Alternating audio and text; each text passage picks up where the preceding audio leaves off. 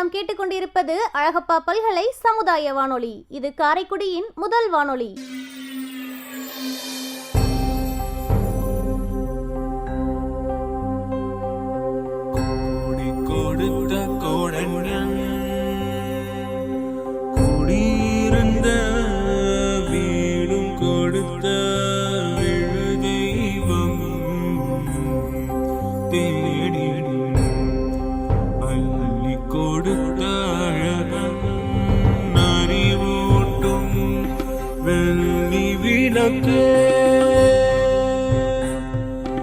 அறிவூட்டும் வெள்ளி விளக்கே, முன் பெரும் தவத்தால் தோன்றி முயன்றாமை காக்கும் வள்ளலே, அன்பிலார் அழகப்பாவின் நரம் பணி போற்றி செய்வோம், நரம் பணி போற்றி செய்வோம்.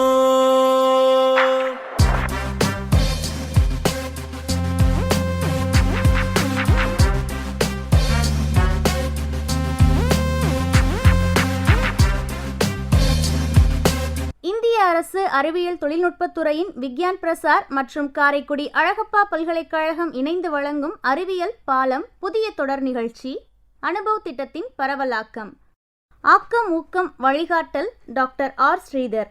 வடிவமைப்பு செயலாக்கம் காரைக்குடி அழகப்பா பல்கலைக்கழகத்தின் சமூக பணித்துறையின் துறைத் தலைவர் மற்றும் பேராசிரியர் KR முருகன் அவர்கள். நிகழ்ச்சி ஒருங்கிணைப்பு சமுதாய வானொலி இயக்குனர் டாக்டர் S ராஜாராம். தயாரிப்பு குழு RJ Kamatchi, PL Kaverimaniyan, S Rosy, M Dhanalakshmi.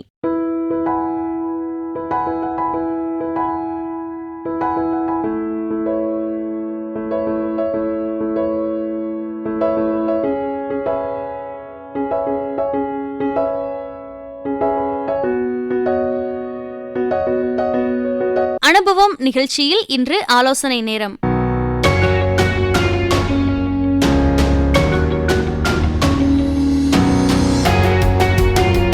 ஆலோசனை நேரம் பகுதியில் அழகப்பா பல்கலை சமுதாய வானொலியின் வாயிலாக இணைகிறார் ஒரு சிறந்த மருத்துவர். கடந்த 40 ஆண்டுகளாக மக்களுக்கு மருத்துவ சேவையை வழங்கி வரும் பெண்மணி. இந்திய மருத்துவ சங்கம் இவரின் சேவையை பாராட்டி சிறந்த மருத்துவருக்கான விருதை வழங்கி சிறப்பித்துள்ளது. சிவகங்கை மாவட்ட ஆட்சியரிடமும் சிறந்த குடும்பநல மருத்துவராக சான்றிதழும் விருதும் பெற்றுள்ளார். ரோட்டரி சங்கத்தால் பாராட்டப்பட்டு சிறந்த மருத்துவ சேவைக்கான விருதையும் பெற்றுள்ளார். இவர் தமிழ்நாடு அரசின் ஓய்வு பெற்ற மகப்பேறு மகளிர் நல மருத்துவர் டாக்டர் P முல்லைக்கொடி. தற்போது நம் அழகப்பா பல்கலை சமுதாய வானொலியில் நேர்காணலில் இணைகிறார் டாக்டர் P முல்லைக்கொடி. இவரிடம் சந்தித்து உரையாடுபவர் முனைவர் C சுமதி.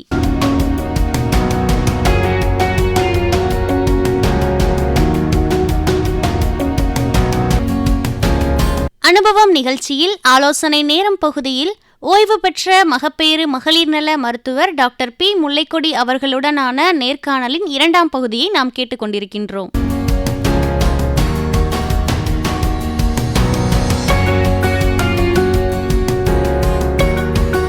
டாக்டர், இப்போ சுவாச கோளாறுகள், இருதய கோளாறுகள் மற்றும் மூட்டு சம்பந்தமான வியாதிகள், இது மாதிரி வயதானவர்களுக்கு வரக்கூடிய பிரச்சனைகள் பற்றி சொன்னீங்க. இது போக இப்போ இருக்கக்கூடிய சூழ்நிலையில் புற்றுநோய் அப்படிங்கிறத ரொம்ப அதிகமாக கேள்விப்படுறோம். முன்னாடி எங்கேயோ யாரோ ஒருத்தருக்கு இருக்குது அப்படின்னு நம்ம கேள்விப்பட்டுக்கிட்டு இருந்தது. இப்போ ஒவ்வொரு குடும்பத்திலையும் இல்லை நண்பர்கள் வட்டத்தில் எங்கே பார்த்தாலும் இந்த புற்றுநோய் ஒரு குறிப்பிட்ட வயதுக்கு மேலே பாதிக்கிறத பார்க்குறோம். இதுக்கான காரணம் என்ன டாக்டர்? புற்றுநோய் என்பது இளம் வயதினருக்கும் எல்லா வியாதிகளிலும் எல்லா அவயவங்களும் வரலாம், அதே போல் வயதானவர்களுக்கும் வரலாம். ஆனால் இதில் சதவீதத்தை பார்த்தீங்கன்னா வயதானவர்களுக்கு இளம் வயதை விட கூடிய சதவிகிதத்தில் சில புற்றுநோய்கள் கட்டாயம் வருகின்றன.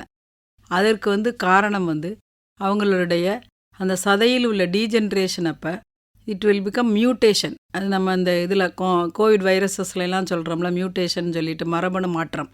அப்போ இந்த திசுக்கள் சிதைவடையும் போது மரபணு மாற்றம் நிறைய ஏற்படுவதற்கு வயசான காலத்தில் ப்ராபபிலிட்டிஸ் ஜாஸ்தி. அப்படின்றப்ப ஸ்டாட்டிஸ்டிக்ஸ் படி பார்த்தோம்னா மரபணு மாற்றங்கள் இது திசு சிதைவுகள்லாம் வர்றது வயசானதில் ஜாஸ்தி வருது. அப்படி வர்றதுனால தான் வயசானவங்களுக்கு புற்றுநோய்கள் இளம் வயதை விட கூட வருது. அதில் வந்து முக்கியமாக சொல்ல போனோம்னா பெண்களுக்கு வந்து கர்ப்பப்பை வாய் புற்றுநோயும் இது மார்பக புற்றுநோயும் ஜாஸ்தி வருது. அதுக்கு வந்து முதல் மூல காரணம் வந்து கர்ப்பப்பை வாய் புற்றுநோயின்னு நம்ம பார்த்தோன்னு சொன்னோம்னா அது வந்து ஹெச்பிவி வைரஸ், ஹியூமன் பாப்பிலோமா வைரஸ்க்கு எக்ஸ்போஷர் ஆனால் தான் வருது. அதில் நிறைய 5, 6, 7, 8 பேட்டர்ன் ஆஃப் வைரஸஸ் இருக்குது. அதில் ஏதாவது 2, 3 இன்ஃபெக்ட் ஆனால் கூட வர்றதுக்கு வாய்ப்பு இருக்குது. அது கர்ப்பப்பை வாய் புற்றுநோய் வயதானவங்களுக்கு மட்டும் வர்றதில்லை, 35 வயதிலிருந்து எந்த வயசுலனாலும் வரலான்றது இப்போ இருக்குது. ஆனால் மார்பக புற்றுநோய் பெரும்பாலும் 50 வயதினவர்களுக்கு மேலே தான் வருகிறது. அதற்கு முதல் காரணம்னு நம்ம சொல்கிறது வந்து கட்டாயமாக ஜெனட்டிக்கலி அவங்களுடைய மரபணு சார்ந்தது. அப்படின்னா அவங்களுடைய மூத்தோர், அவங்களுடைய பரம்பரையில் யாரோ ஒருத்தருக்கு இருந்திருக்கலாம்.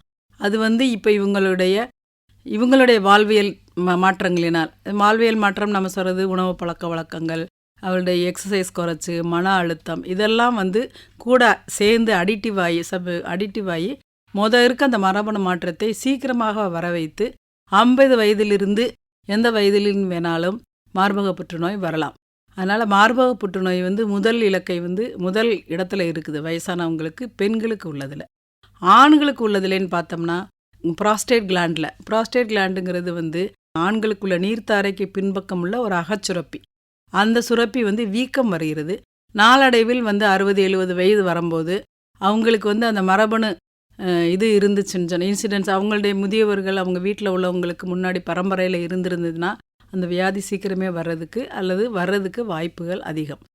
அப்புறம் மற்ற சுவாச கோளாறுகளில் உள்ள சுவாச பையில் உள்ள இது புற்றுநோய் வந்து அவங்க மெயினாக வந்து இது புகையிலை உபயோகித்தால் மட்டும், புகையிலை எந்த வடிவிலாக இருந்தாலும் சரி, நிக்கோட்டின் எந்த வடிவில் இருந்தாலும் இட்ஸ் பேட் டு ஹெல்த். அது வந்து புகையிலாக இருக்கட்டும் அல்லது சிகரெட்டாக இருக்கட்டும் அல்லது என்ன இந்த இதில் வச்சு இது பண்ணுறாங்களே பான் பராக், அந்த மாதிரி எதுவாக இருந்தாலும் புகையிலை வந்து கெடுதல் தான். அடுத்தது வந்து வயிற்று இதில் பார்த்தீங்கன்னு சொன்னால் செரிமானதில் நிறைய வந்து ஸ்டமக் கேன்சர் தான், வயிற்றில் உள்ள புற்றுநோய் தான் நிறைய அளவில் இந்தியாவில் வருது, எல்லா இடங்கள்லையுமே வருது. அதற்கு முதல் காரணம் வந்து நம்மளுடைய உணவு வகைகள் தான். நான் சொன்ன மாதிரி அமிலம் வந்து அதிகமாக சுரந்து உள்ஜவுகள் புண்ணாகி அது நாளடைவில் புண்ணுகள் வந்து சிதைவு மாற்றத்தினால் கேன்சர் ஆகிறதுக்கு வாய்ப்பு இருக்குது. உணவு பழக்க வழக்கங்களை நீங்கள் முறையாக வைத்து கொண்டால் இதெல்லாம் வந்து தவிர்க்கலாம். இன்னொரு விஷயம், இப்போ இது கட்டாயம் சொல்லியே ஆக வேண்டிய விஷயம், முதியவர்களுக்காக மட்டும் கிடையாது, முதுமை அடைய போகிற இளையவர்களுக்கும் உள்ளது தான். இதில் என்ன விஷயம் என்றால் இந்த ஜங்க் ஃபுட், திருப்பி ரிப்பீட்டடாக ஆயில் யூஸ் பண்ணுறாங்கல்ல, அதில் வந்து கட்டாயம் கார்பன் மெட்டீரியல் வந்து ஜாஸ்தி வரும். அது வந்து வெளியில் உள்ள துரித உணவுகளில் கட்டாயம் உபயோகப்படுத்துகிறால், துரித உணவு கடைகளில் அதைத்தான் நம்ம பார்த்துருக்குறோம். அதனால் வந்து நிறைய ஸ்டமக் கேன்சர் இன்சிடென்சஸ் வந்து ஆல் ஓவர் த வேர்ல்டு, நம்மளுடைய யூனிவர்ஸ்ன்னு சொல்லலாம், எல்லா இடங்கள்லையுமே அது வந்து கூடியிருக்கு. அதற்கு முதற் காரணம் துரித உணவுகள் தான். அதனால்தான் துரித உணவுகளை தவிர்க்க வேண்டும் சொல்லி எல்லா இடங்களிலும் சொல்லப்படுகிறது. அதனால் ஸ்டமக் கேன்சருக்கு மெயின் காரணம் துரித உணவுகளும் திருப்பி உபயோகப்படுத்தப்பட்ட உணவுகளும் ஒழுங்கான உணவு பழக்கமின்மையுமே காரணம். இது வந்து இந்த புற்றுநோய் சொல்கிறோம். மற்ற புற்றுநோய்கள் எல்லாமே மற்ற எல்லா இடங்கள்லையும் எலும்பு ஜவ்வில் வரலாம், மூளையில் வரலாம், எல்லா தோலில் வரலாம், எல்லா உறுப்புகளிலையும் வந்து புற்றுநோய் வர்றதுக்கு வாய்ப்பு இருக்கிறது. அது வந்து மரபணு சிதைவு மாற்றத்தினால் வருவது தான். அது வயசாகும்போது இளையவர்களை விட இன்சிடென்சஸ் அது வந்து வாய்ப்பு வந்து அதிகமாகிறது என்பதுதான் உண்மை. சரிங்க டாக்டர், இப்போது வயதானவர்களுக்குன்னு பொதுவான வியாதிகளை பற்றி சொன்னீங்க. இப்போ பாலினம் சார்ந்து வயதான ஆண்களை பாதிக்கக்கூடிய வியாதிகள் அல்லது வயதான பெண்களை பாதிக்கக்கூடிய வியாதிகள் அப்படின்னு தனிப்பட்ட முறையில் இருக்குதா? இருந்தால் அதை கொஞ்சம் விளக்கமாக சொல்லுங்களேன். வயதான ஆண்கள் நம்ம முன்னாடி எடுத்துக்கிட்டோமா, நான் முதலே சொன்ன மாதிரி சிறுநீரக கோளாறுகள் வர்றதுக்கு வாய்ப்பு இருக்குது. சிறுநீர் கழிப்பதில் பிரச்சனைகள் வர்றதுக்கு வாய்ப்பு இருக்குது. அதில் முதற் காரணம் வந்து சிறுநீரக தொற்று இருப்பதுனால் சிறுநீர் அந்த குழாயில் அல்லது சிறுநீர் போகும் இடத்தில் துவாரத்தில் தொற்று ஏற்படும் போது ஏன்னா வயதானவர்களுடைய உள்ள தசைகள் வந்து எதிர்ப்பு சக்தி குறைவாக இருக்கும். அதனால் யூரினரி இன்ஃபெக்ஷன் வந்து கட்டாயமாக இள வயதினரை விட வயதானவர்களுக்கு ஜாஸ்தி வரும். அப்போ வந்து தொற்று நோய்கள் வர்றதுக்கு வாய்ப்பு இருக்குது. தொற்றுனா இன்ஃபெக்ஷன் வர்றதுக்கு வாய்ப்பு இருக்குது. இது சிறுநீரக தொற்று. அந்த சிறுநீரக தொற்று வந்து அதிகமாக வாய்ப்பு இருப்பதனால் அது பின்னோக்கி அந்த கிருமிகளெல்லாம் உள்ளே போகும்போது அது சிறுநீரக தாரையோ சிறுநீர் பையையோ அல்லது சிறுநீரகத்தையே சில சமயங்கள் பாதிக்கக்கூடிய வாய்ப்புகள் இருக்குது. அதுவும் அவர்கள் முன்னாலேயே நீரிழிவு நோய் உள்ளவராகவோ அல்லது வேறு எதுவும் வியாதிகள் சார்ந்து மருந்து மாத்திரைகள் எடுப்பவர்களாக இருந்தால் அவர்களுக்கு கட்டாயம் எதிர்ப்பு சக்தி குறைய இருக்கும். அப்போ இந்த சிறுநீர் பிரச்சனைகள் வரும். அதுக்கடுத்த பிரச்சனை என்னன்னு சொல்லி பார்த்தீங்கன்னா, இந்த ஃபுல் ஏஜிங் ஆகாமல் எங்கே இருந்து 60-70 உள்ளவங்களுக்கு செக்ஷுவல் பிரச்சனைகள் நிறைய வருது. தாம்பத்தியத்திலிருந்து நிறைய பிரச்சனைகள் வருது. அது வந்து அவங்களுடைய பார்ட்னர், அதனால் அவங்களுடைய ஒய்ஃபு அவங்களுக்கும் வந்து அந்த பிரச்சனைகள் இருக்கனால 2 பேருக்கும் வந்து தாம்பத்தியத்தில் நிறைய பிரச்சனைகள் வர்றதுக்கு வாய்ப்பு இருக்குது. அந்த தாம்பத்திய பிரச்சனைகள்னால உளவியல் ரீதியான பிரச்சனைகளும் நிறைய வர்றதுக்கு வாய்ப்பு இருக்குது.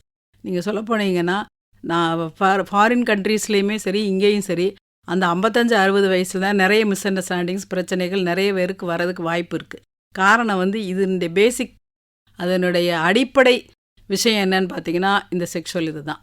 அது வந்து அதுக்கு வந்து அவங்க சரியான ஒரு கவுன்சிலிங் போய் பண்ணி அவங்க சரி பண்ணாங்கன்னா அதை வந்து தவிர்க்கலாம். ஒன்று. இன்னொன்று வந்து இதில் வந்து இந்த நம்ம சிறுநீர் கோளாறுகள், சிறுநீரக பிரச்சனைகளை பற்றி பேசுகிறோம். அடுத்த வந்து அகச்சுரப்பிகள் எல்லா ஆண்ட்ரஜன் லெவல், அவங்களுக்கு முன்னாடி இந்த டெஸ்டோஸ்டிரான் லெவல், இது எல்லாமே முன்னாடி விட குறைய ஆரம்பிக்கும். அப்போ வந்து அவங்க இருந்த மாதிரி அந்த ஹெல்த்தியாக ஃபிட்டாக இல்லையோ அப்படின்னு நிறைய ஆண்கள் வந்து ஃபீல் பண்ணுவாங்க. அது வந்து நம்ம நிறையவே பார்த்துருக்குறோம். நம்ம கிளினிக்கில் வரும்போது நிறைய பேர் வந்து எனக்கு இப்படி இல்லை டாக்டர், அப்படி இல்லை டாக்டர் அப்படின்னு சொல்லுவாங்க. ஏன்னா அவங்களுடைய இந்த மசில் மாஸ் எல்லாமே குறைஞ்சிரும். அது குறையும் போது அதை ஏற்றுக்கொள்ளும் மனப்பான்மையும் அந்த உளவியல் இது வந்து அவங்களுக்கு இருக்காது. அதனால நிறைய பேருக்கு மன அழுத்தங்கள் கூட வர்றதுக்கு வாய்ப்பு இருக்குது. அடுத்து வந்து நம்ம பெண்களை பற்றி பார்ப்போம். பெண்களுக்கு வந்து மாதவிடாய் கோளாறுகள் வந்து நின்றுவிடும். எப்படியும் 45-55 வயசில் வந்து ஹையஸ்ட் ஸ்டேஜ் இஸ் 55 இயர்ஸ். அந்த மாதவிடாய் கோளாறுகள், மாதவிடாய் நிற்கும்போது வருகின்ற நிறைய பிரச்சனைகளை வந்து அவங்க வந்து இது எதிர்கொள்ள வேண்டி இருக்கிறது. அது என்னென்னா, நிறைய இரத்தப்போக்கு ஏற்படும் சிலருக்கு 55 வயசு. அது 60 வயசில் வந்து இதெல்லாம் பிரச்சனை முடிஞ்சிடும். இருந்தாலும் 55 வயசில் அவங்க எதிர்கொண்ட பிரச்சனைகள்னால வர்ற இது வந்து நிறைய ஜாஸ்தி வருது. என்னென்னா, அந்த சமயத்தில் வந்து அவங்க நீரிழிவு நோயாக இருந்தாங்கன்னா அவங்களுக்கு வந்து தைராய்டு இந்த இன்சிடென்ட்ஸ் வந்து கூடுறதுக்கு வாய்ப்பு இருக்குது. அப்புறம் வந்து நிறைய இரத்தப்போக்கு ஏற்பட்டதுனா அவங்களுடைய உடல் வந்து பலகீனமாகிறதுக்கும் வாய்ப்பு இருக்குது 60 வயசில். அப்புறம் இன்னொரு விஷயம், மெயினான விஷயம் என்னென்னா, உளவியல் ரீதியாக அவங்களுக்கு வந்து ஈஸ்ட்ரோஜன் லெவல் அப்படின்றது வந்து பெண்களுக்கான அகச்சுரப்பி, அந்த சுரப்பியினுடைய லெவல் வந்து குறைஞ்சிரும். அது குறையும் போது அவங்களுக்கு வந்து முக்கியமாக அவங்களுக்கு வந்து தாம்பத்தியத்தில் ஈடுபாடு குறைந்து விடும். இதுதான் மெயினாக நிறைய வீடுகளில் உள்ள பிரச்சனைகளுக்கும் மன அழுத்தத்திற்கும் காரணம். அதனால் இந்த மாதிரியான பிரச்சனைகள் வந்து பெண்களுக்கு வந்து நிறைய வருகிறது. அப்புறம் பெண்களுக்கு வந்து சிறுநீர், நீங்கள் முதல்ல அவங்களுக்கு ஆண்களுக்கு சொன்ன மாதிரி சிறுநீர் தொற்று, சிறுநீரக பிரச்சனைகள், இதெல்லாம் வந்து அவங்களுக்கு ஈஸ்ட்ரோஜன் லெவல் குறையிறதுனால அவங்களுடைய பிறப்பு உறுப்புகளில் வந்து மாற்றங்கள் நிறைய ஏற்படும். எப்படின்னா, பிறப்பு உறுப்புகள் வந்து முன்னாடி உள்ள அந்த ஜவ்வுகள்லாம் வந்து எதிர்ப்பு சக்தி ரொம்ப இருக்கும் அந்த ஈஸ்ட்ரோஜன் லெவல்னால. அந்த எதிர்ப்பு சக்தி வந்து மாதவிடாய் நிற்கும்போது குறைஞ்சிரும். ஏன்னா அந்த அகச்சுரப்பிகளெல்லாம் குறையும் போது எதிர்ப்பு சக்தி குறையிறதுனால நிறைய கிருமிகளுடைய தொற்று வந்து ஜாஸ்தியாகிறதுக்கு வாய்ப்பு இருக்குது. அதனால் வெள்ளைப்படுதல், அதனால் அவங்களுக்கு மெயினான விஷயம் என்னன்னு சொல்லி எல்லாருமே சொல்கிறது வந்து கிளினிக்கில், நான் ஒரு மகளிர் நல மருத்துவராக இருக்கிறா சொல்கிறதுனால 55-60 வயசில் உள்ளவங்க எல்லாருமே அவங்களுக்கு வந்து தாம்பத்திய உறவில் ஈடுபாடு இல்லை ஒன்றும் சொல்லுவாங்க. இன்னொன்று, அவங்களுக்கு பிறப்பு உறுப்புகளில் வந்து ஈரம் காய்ந்த தன்மையாக இருக்கிறது. ஈரமே இல்லாத ஈரம் காய்ந்த வெஜைனல் ட்ரைனஸ் அப்படின்னு சொல்லுவோம். அதற்கு முதற் காரணமே வந்து அந்த ஈஸ்ட்ரோஜன் லெவல் குறையிறதான். அதை வந்து நீங்கள் ஒரு நல்ல மகளிர் நல மருத்துவரை அணுகி அதற்கு வேண்டிய நிறைய விஷயங்கள், மாத்திரை மருந்துகள் எல்லாம் வந்திருக்கு. உங்கள்ட்ட நிறைய எக்ஸசைசஸ் இருக்குது, அவங்க சொல்லித் தருவாங்க. அதை பண்ணிங்கனாலே உங்களுடைய வாழ்க்கையை, அது என்ன இனி வரக்கூடிய ஏஜிங்கில் 60க்கு மேலும் உள்ள வாழ்க்கையை நல்ல இன்பகரமாக தாம்பத்திய வாழ்க்கையோடு நீங்கள் நடத்தலாம். சிறப்பாக சொன்னீங்க டாக்டர். கணவன் மனைவியும் முதல்ல உட்காந்து அவங்க பிரச்சனையை பேசினாவே பாதி பிரச்சனை தீந்துரும் இல்லையா? அது அப்படி தீர்க்க முடியாத பட்சத்தில் ஒரு மருத்துவரை அணுகி அவங்க கிட்ட கவுன்சிலிங் கேட்டுக்கிறதா வந்து இதுக்கு ஒரு தீர்வாக இருக்க முடியும் அப்படின்னு நல்லா சொன்னீங்க.